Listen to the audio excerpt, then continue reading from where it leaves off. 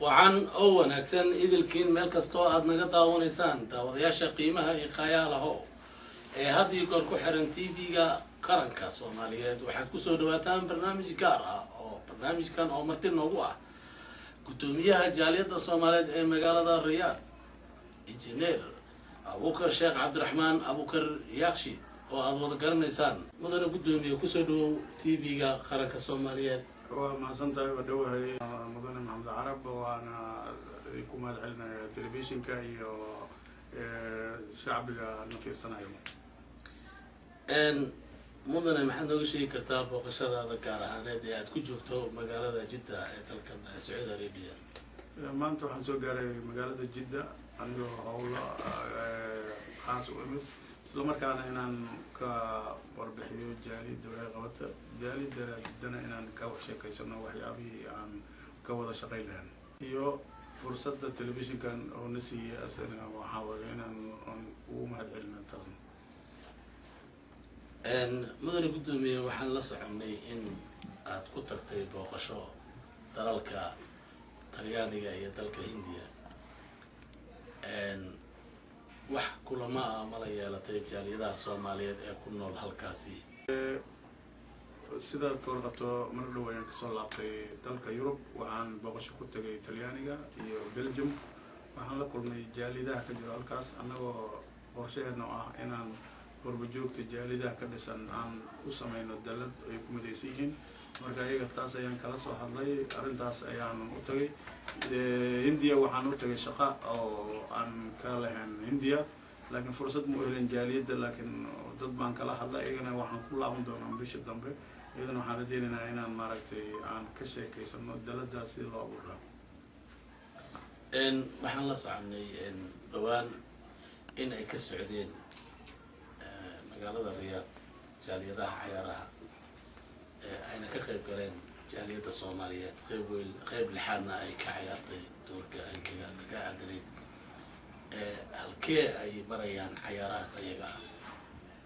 sidaad ka warqabtaan sanad walba waxaa magaalada Riyaad laga sameeyaa tartan jaaliyadaha ku nool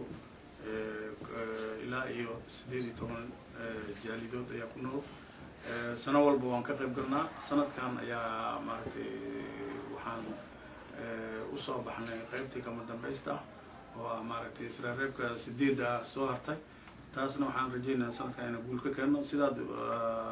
laga warqabnay waxaan hadda ka hor qaadnay shahaadooyin sharaf waxaan qaadanay kaalinta labaad kubadda koleyga waxaan qaadanay kaalinta labaad kubadda cagta sanadkii labaadna oo tartanka la bilaabay kaalinta koowaad aan qaadnay kubadda koleyga mudane gudoomiye waa maxay horumarka ballaaran ee aad ka samayseen maadaama aad tihiin jaaliyada 2012 sanadkii aan soo dhaafnay waxyaabaha aad qabateen maadaama aad tihiin jaaliyada Riyaad jaaliyada Riyaad sanad walba waxaan sameynaa munaasabad badan waxaan ka qayb galnaa tartan hidaha iyo dhaqanka oo heesa iyo hidaha dhaqan lagu soo koobo 2012 waxaan galnay kaalinta labaad tartanka kubadda cagta sanadkii hore waxaan ka qayb galnay 8 ayaan ugu celiyay ayaan ka qayb galnay sanadkan horumar fiican ayaan gaarnay waxaan usoo gudubnay kaalinta 8 oo ayadana bisha koodeeda la bilaabi doono oo aan rajaynayno sanadkan inaan finalka nimaad ama koob ka qaadano anagoo ku talagalnay diyaar garow fiican aan u sameynay mudane gudoomiye sanadkan 2013 waa maxay qorshihiina ku aadan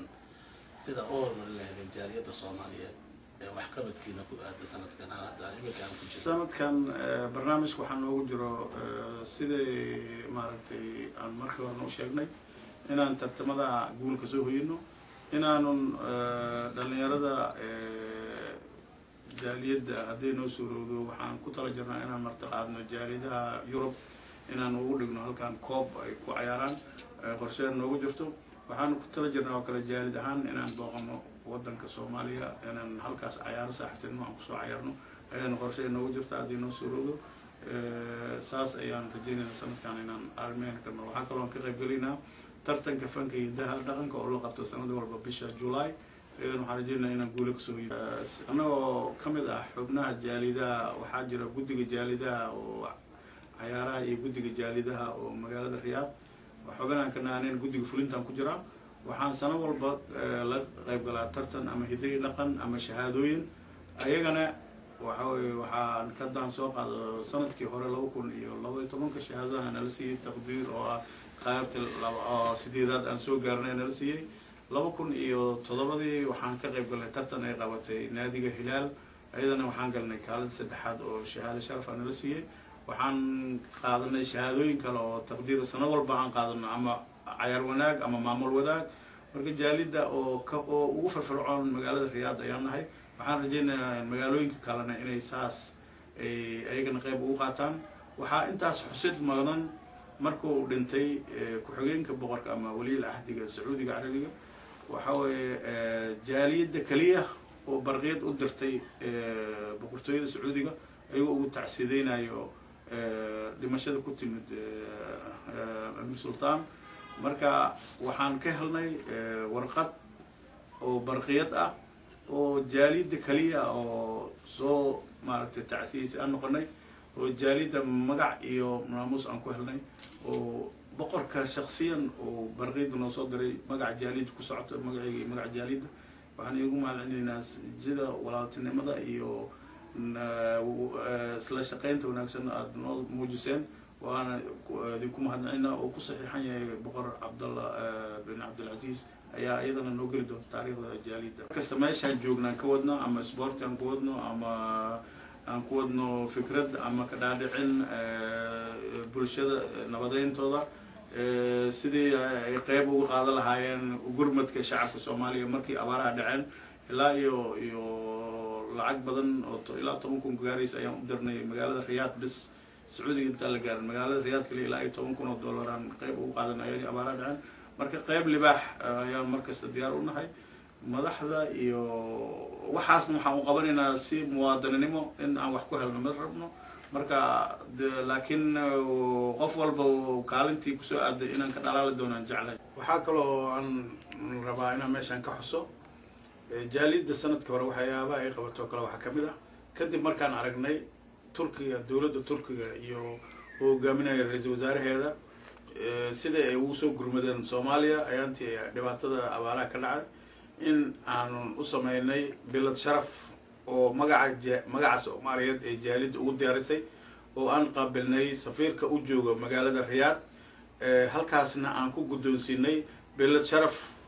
سوماليا وقرتي أنا مقع سوماليا أنا مثلينا هي وحن قدرني رئيس وزراء تركيا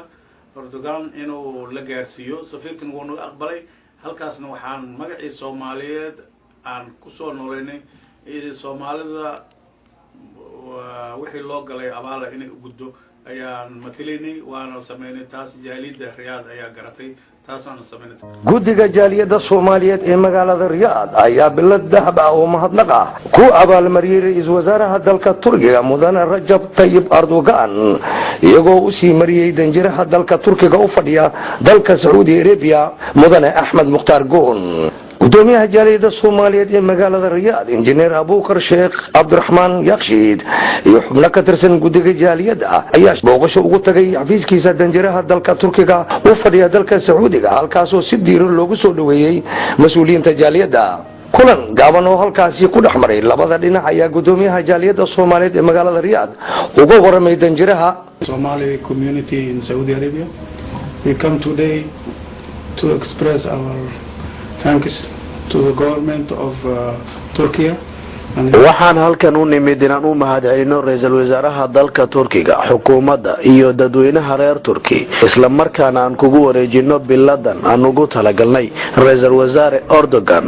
iyo kaalmada ay u fidiso ummadda Soomaaliyeed sidii loo sii wadi lahaa xiriirka walaaltinimo ee ka dhaxeeya labada dal ee Turkiga iyo Soomaaliya waxaan rajaynayaa in halkiisa uu ka sii socon doono xiriirka labada dal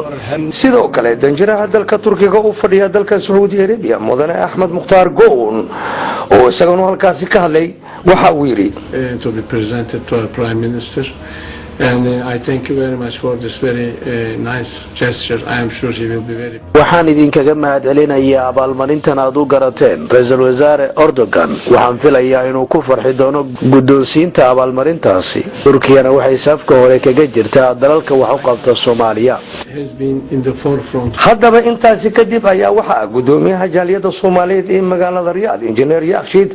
uu ka gudoomiyay danjire goon hadiyad muujinaysa diyaaradaha Turkish Airlines. maxaad u jeedin lahayd ummadda Soomaaliyeed ee ku daawanaysa gaar ahaan jaaliyadda Riyaad ee aad adigu madaxda u tahay? marka ugu horeysa waxaan u jeedinayaa anigoo ka faa'iideysanaya maanta oo ah maalinta 8 Maars inaan hablaha oo markasta guddiga kaalin wax ka qaadato maalintoodii inaan u mahad celiyo. waxaan leeyahay waa mahadsantihiin, hambalyo kaalintii aad mar walba ugu jirteen jaaliyadda oo aad ka muuqateen inaad kasii dhalaalisaan